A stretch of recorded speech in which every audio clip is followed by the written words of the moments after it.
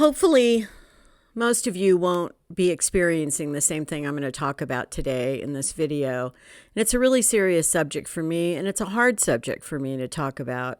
But I also think it's important because I think more people today are experiencing a similar thing to what I'm going through than they would have 20, 30, 50 years ago. I think it's becoming more prominent in the world today where families are becoming estranged.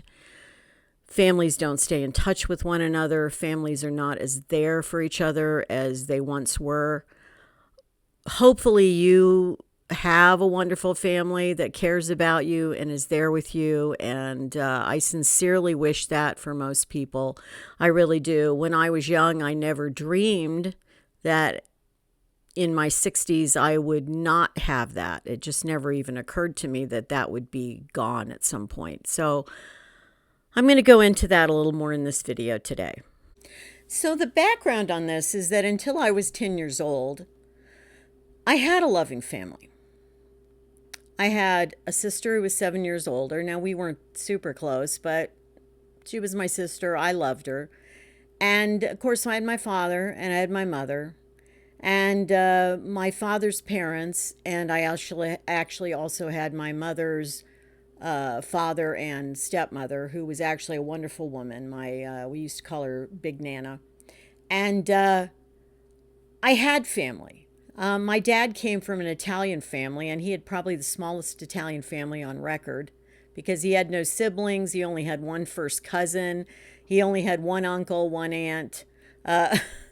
But there were, the people that were on that side of the family were very loving. Now, my mother's family was a little different. I did have an uncle and an aunt, my mother's siblings. Didn't see them a lot when I was growing up. We did get together occasionally, so I did get to know my first cousins, and I did have a number of first cousins on that side.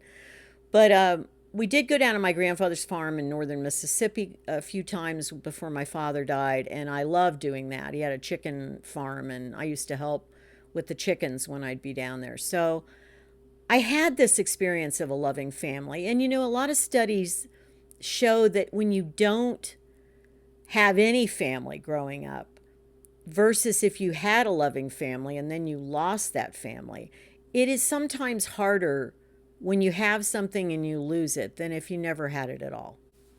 But things really began to change after my father died when I was 10.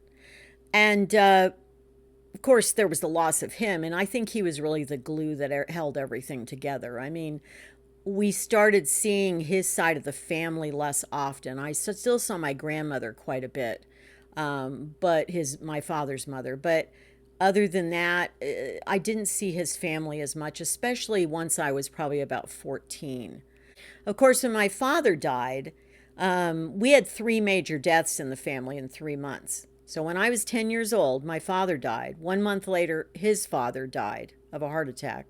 1 month after that, my great uncle, my grandmother's brother, died.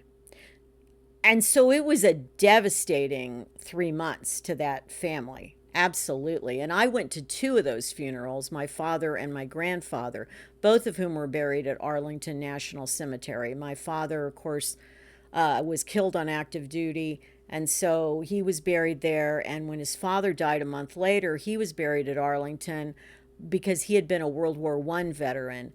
And he's literally buried 2 rows down from my dad, which is really nice. It's like they're very close. And of course, when my grandmother died and my mother died, they're both buried with them. So that's like the closest thing we have to like a family plot, although I do not get to be there. So anyway, things started eroding after my father died. My sister went off to college, and when she would come home for breaks, we were starting to build a relationship. We really were. Those were the best years with my sister, and I really enjoyed those years. She would come home and in the summer and at Christmas, and we would have a really good time. But when she graduated, she married immediately upon graduation, like 3 months later, and she married somebody who did not want her to be close to her family. Let's put it that way. He was very controlling about it, and so gradually over time, we saw them less and less. Plus, they lived in a different part of the country. And so when my sister had two kids, my niece and nephew, I saw them when they were kids, but I didn't see them as much as you might if you were really a close family.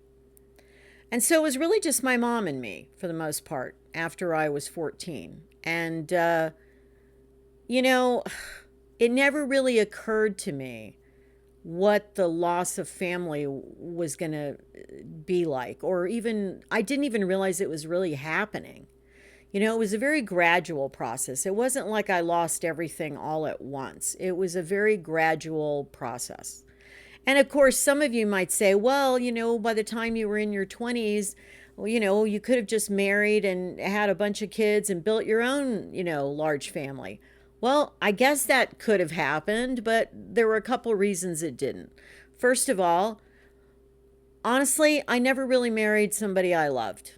I never really got married for the right reasons. And I never really married somebody I loved. I mean, I had loved, men, but I had not ended up marrying those men. And so when I got married, it was not for the right reasons and it was not happy for me.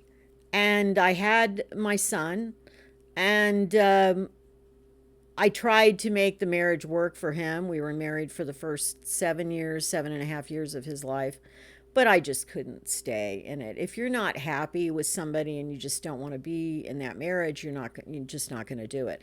And so he's not someone that I would have wanted to have had a lot more kids with because I didn't want to stay with him.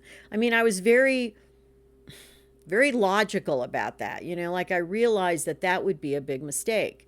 It would be a big mistake for me. It would be a mistake for any kids we had that, if we weren't happy, then why are you having more kids? So, but the other reason was actually physical, that I started having a lot of physical problems in my mid 20s that were for a while a mystery, and they weren't life threatening or anything like that, but they were very debilitating. And so for that reason, I also didn't want to have more kids because I thought, how am I going to manage that? How am I going to deal with that? What if I get sicker if I have another baby? So those were the two main reasons I didn't do that. And of course, again, it didn't hit me that, oh, by the time you're 60, you're really going to regret not having family. And so over the years, things gradually eroded with my mother because she became a late life alcoholic, and it became really challenging having a healthy relationship with her. I still stayed in touch with her, all the way through it, but I saw her less and less, and it was more and more challenging to communicate with her.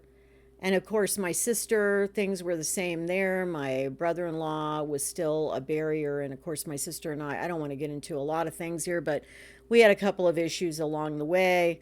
Once my grandmother died when I was 30, that was my father's mother, that was the last of the family I knew that really, really loved me.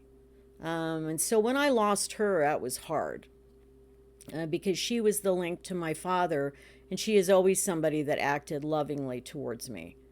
So that was kind of the beginning of the end. That was when things started going wrong with my mother for the next 25 years or so. And it's also when things with my sister got worse. And so we went for a long period of time where she wouldn't speak to me, and kind of foreshadowing the whole thing with my son. And then about 12 years ago, my son and I became estranged, not over any big thing or fight or anything. It was just kind of like, he had done this to my mother before he did it to me, so it wasn't just me. But anyway, we became estranged, and that really broke my heart. I mean, that's probably the greatest thing that has broken me, other than my father's death. So then when my mother died, 8 years ago, that was it, as the family was gone effectively. I mean, I still have, they're out there, but since I don't really have any contact with them, they're effectively gone from my life, and I don't have family. So the reason I'm talking about this today is because I realize that a lot of you may be experiencing something similar. Maybe not as drastic as my situation, but maybe you've had a lot of death in your family. Maybe there's been divorce, or maybe there's been estrangements. But Maybe that has really affected you. First of all, I totally empathize with you. I completely understand what it's like to not have family after having it at some point in time in your life. I do know you can get through it. I am getting through it day by day, all the time. Do I have tremendous moments of sadness? Absolutely. I am, I cry. I miss them. I am consumed by pain and sadness at times, but it's not paralyzing.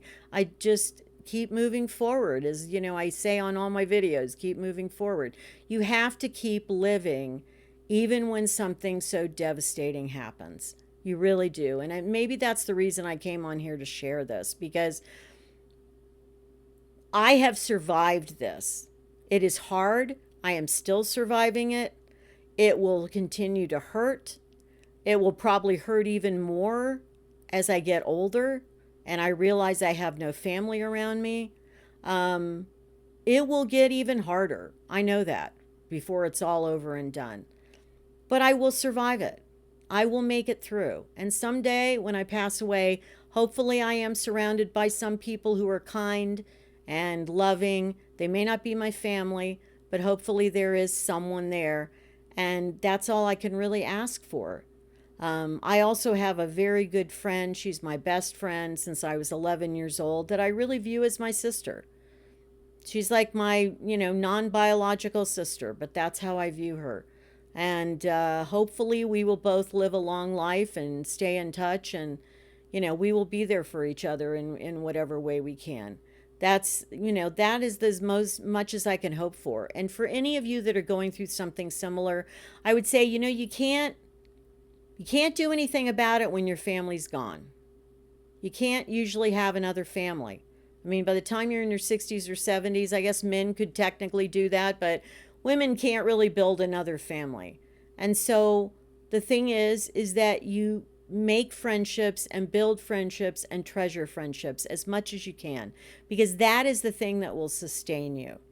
I know that is the thing that I realize I have to continue to work on in my life, because I don't get family back.